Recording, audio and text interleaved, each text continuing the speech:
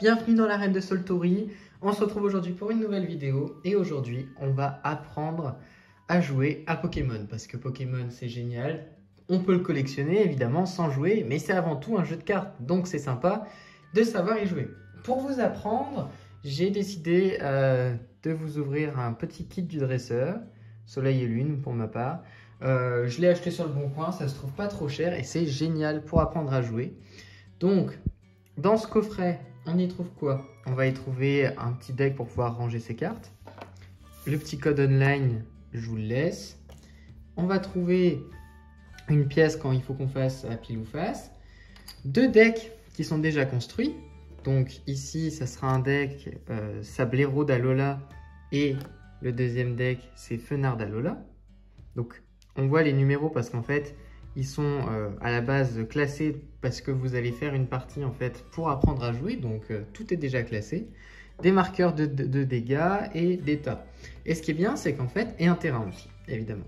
Vous allez avoir des petites consignes en fait qui vont vous permettre d'apprendre à jouer avec un ami par exemple. Et chacun en fait va avoir ses petites instructions en fonction du deck qu'il a choisi. Et pour la première partie, va devoir faire telle ou telle étape, ce qui va lui permettre d'apprendre à jouer. Et c'est vraiment bien fait. Donc si vous n'avez jamais joué, je vous conseille d'acheter ça sur Le Bon Coin, etc. On en trouve des vraiment pas trop chers. C'est vraiment sympa pour débuter. Donc je vais pouvoir vous le présenter avec ça. Alors tout d'abord, on va déjà distinguer trois types de cartes. Évidemment, vous avez les cartes traditionnelles, les cartes avec des Pokémon, tout simplement. Ça va être le premier type de carte. Le deuxième type de carte que vous connaissez aussi très bien, des cartes énergie. C'est ce qui va vous permettre d'attaquer avec vos Pokémon votre adversaire dans le but de gagner la partie. Et enfin, troisième catégorie, les cartes dresseurs qui peuvent être différentes les unes des autres. Vous voyez, il y en a qui sont des supporters, d'autres qui sont des objets. Et il en existe également d'autres types, comme les stats par exemple. Donc ça, c'est les trois types de cartes qu'il existe.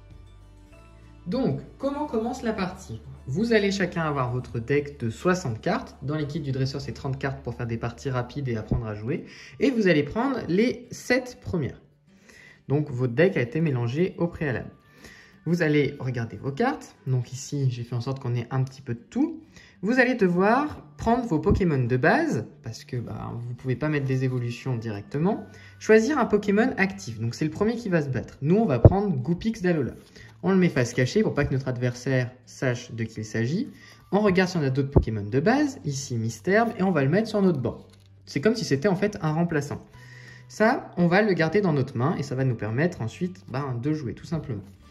Enfin, dernière chose à faire, on prend sur le dessus du deck 3 cartes, ici parce qu'on a des decks de 30 cartes, sinon c'est 6 cartes, qu'on va venir mettre ici, qu'on ne connaît pas, et ça va être des cartes qu'on va appeler récompenses. Une fois que tout est en place, que votre adversaire a fait comme vous pouvez dévoiler vos Pokémon qui sont sur le banc et le Pokémon actif. Votre adversaire fait de même, et donc vous avez 2 Pokémon qui sont prêts à combattre. Ensuite, c'est assez simple vu que ça va toujours se dérouler de la même manière. À chaque tour, vous commencez votre tour en piochant une carte. Ici, un Fenard d'Alola. Ensuite, la deuxième étape, c'est d'attacher une énergie à l'un de vos Pokémon. Attacher une énergie, ça veut dire qu'on va déposer une énergie sous notre Pokémon. C'est ce qui va permettre de faire les attaques. On peut très bien donner une énergie à notre Pokémon actif, mais aussi à nos Pokémon qui sont sur le banc, dans le but d'anticiper et de prévoir la suite. Bon, nous, on va donner une énergie à notre Goupix d'Alola. Voilà, on le place comme ça pour pouvoir le voir, parce que je le rappelle, les énergies vont vous permettre d'attaquer. Si on avait eu un autre Pokémon de base, on aurait pu le mettre sur notre banc. C'est pas le cas, vu que Fenard n'est pas un Pokémon de base, on le voit ici, c'est un niveau 1. On peut, dans notre tour, décider de faire revenir Goupix sur notre banc. Ça nous coûtera une énergie, comme on peut le voir ici, avec, je vais vous le rapprocher, le coût de la retraite. Donc la retraite, c'est faire passer votre Pokémon d'un Pokémon actif à un Pokémon de banc, remplaçant. Ça, vous pouvez le faire une fois par tour. On peut ensuite, une fois qu'on a fait ça, jouer nos cartes dresseurs. On peut en jouer autant qu'on veut, il n'y a pas de limite, donc ça peut être pas mal pour faire de grosses attaques, sauf certaines cartes. Par exemple, la carte supporter et la carte stade, elles nous empêchent de les jouer plusieurs fois. Mais nous, on pourrait par exemple très bien jouer une potion et soigner 30 dégâts à l'un de nos Pokémon si on en avait un, ou alors faire ce que la Super Ball nous permet de faire. Ensuite, donc c'est des étapes qui sont en fait facultatives, elles ne sont pas toutes obligatoires, ça dépend aussi de votre jeu. Là, je vous explique tout ce qui est possible de faire. Ensuite, vous allez pouvoir faire évoluer vos Pokémon autant que vous voulez. Donc, il faut avoir les cartes. Ici, on se rend compte qu'on a un Fenard niveau 1, qui est donc l'évolution de Goupix. Donc, à ce moment-là, on peut le faire évoluer. Comment on fait évoluer un Pokémon? Eh bien, on pose le Pokémon du niveau suivant sur notre ancien Pokémon, et les énergies qui étaient attachées restent attachées. Suite à ça, une fois que tout est en place, on va attaquer avec notre Pokémon si on le peut. Ici, on ne peut pas parce qu'on n'a pas assez d'énergie. Comme on peut le voir, on a une seule énergie qui est attachée à Fenard, et ces énergies, elles coûtent 2 et 3. Enfin, ces attaques coûtent 2 et 3 énergies. Donc parfois, on a des énergies spécifiques, comme ici, il a besoin d'énergie fée, et quand c'est des énergies étoiles, ça peut être remplacé par n'importe quelle énergie. À noter que dans ce que je viens de vous expliquer, la seule exception, c'est au premier tour. Le premier qui joue n'a pas le droit d'attaquer. Donc en fait, les premiers tours, en général, il ne va pas y avoir énormément d'attaques. Donc là, on imagine qu'il a préparé son terrain, etc. Et maintenant, c'est à nous. Donc on pioche une carte, comme à chaque fois. Ensuite, là, on n'a pas de Pokémon de base, donc ça ne nous sert pas à grand-chose. Donc on va attacher une énergie, une seule à chaque tour, je vous le rappelle. Donc là, on a 2 énergies.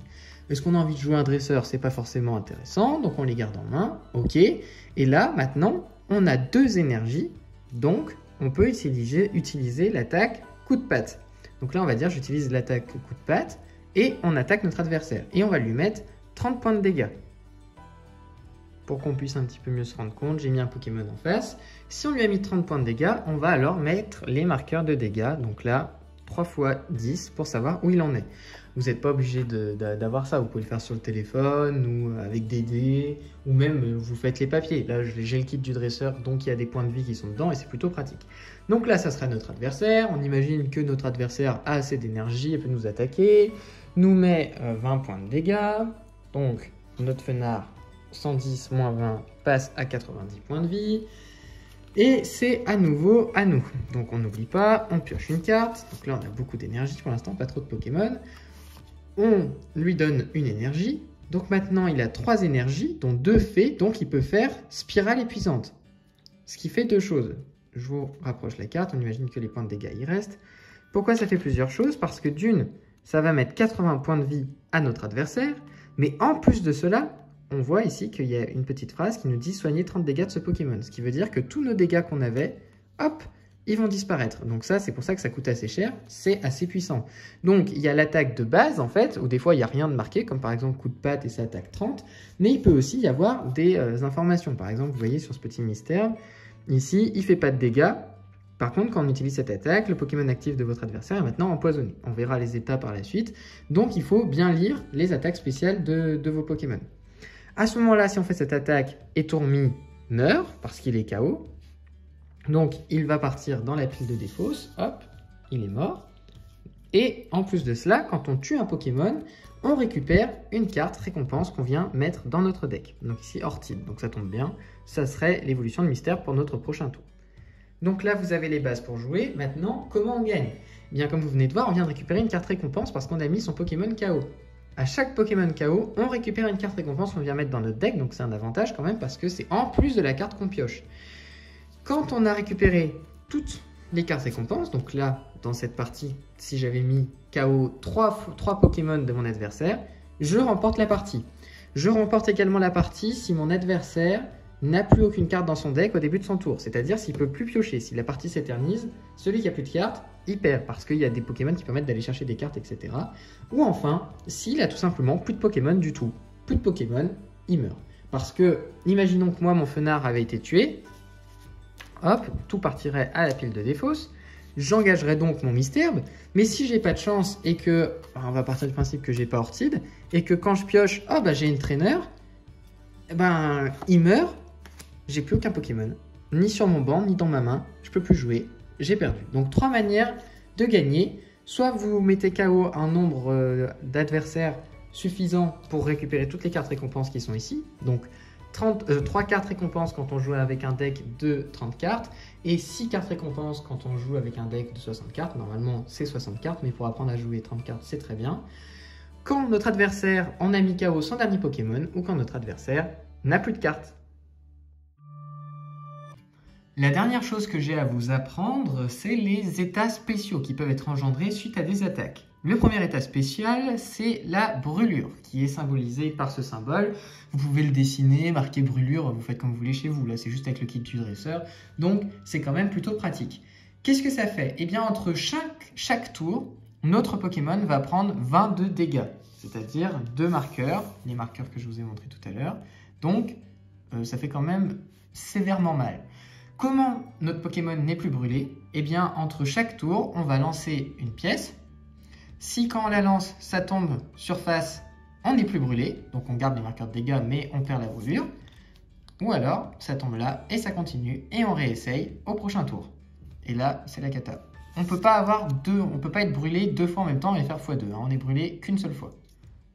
Ensuite, votre Pokémon peut être, suite à une attaque, confus. Dans ce cas-là, vous le retournez pour montrer qu'il est confus. Et au moment d'attaquer, vous allez devoir lancer à nouveau une pièce. Si c'est face, votre Pokémon n'est plus confus. Il se retourne et il attaque normalement. Si c'est pile, là, c'est la catastrophe parce que d'une, votre Pokémon reste confus et vous allez devoir refaire cette opération au prochain tour.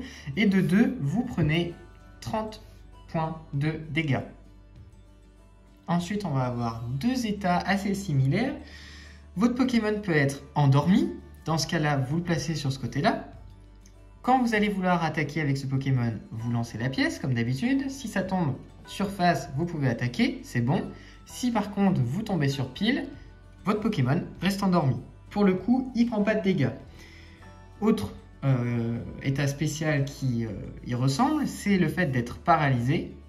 Alors là, par contre, quand c'est à votre tour, vous ne pouvez pas attaquer, tout simplement. La pièce ne viendra pas vous sauver. Par contre, vous ne serez plus paralysé dès le tour suivant et vous pourrez donc revenir normalement prêt à attaquer. Le dernier état spécial que vous pouvez faire subir à votre Pokémon, c'est l'état spécial empoisonné qui est traduit par cette petite tête de mort. Et alors là, c'est vraiment pas une bonne nouvelle parce qu'à chaque tour, vous allez prendre 10 points de dégâts. Et surtout, vous ne pourrez l'enlever que si vous trouvez dans votre deck une carte qui le permet. Par exemple, une carte potion qui dit que ça vous restaure 30 points de vie et que ça enlève tous les états spéciaux. Sinon, à chaque tour, vous allez prendre 10 points de vie. A noter que vous pouvez enlever les états spéciaux en battant en retraite et donc en mettant ce Pokémon sur le banc si vous payez une énergie que vous mettrez donc dans votre pile de défausse, à l'exception de quand votre Pokémon est endormi. Évidemment, s'il fait un petit somme, il ne risque pas d'aller sur le banc. Ou si votre Pokémon est paralysé, parce qu'il ne peut pas bouger. Et dans ce cas-là, vous ne pouvez pas changer d'adversaire. À savoir que ça se cumule les états spéciaux. Donc vous pouvez à la fois avoir un Pokémon qui a vraiment pas de chance et qui est paralysé, qui est brûlé et qui est, pourquoi pas, empoisonné. Et alors là, je vous souhaite bon courage.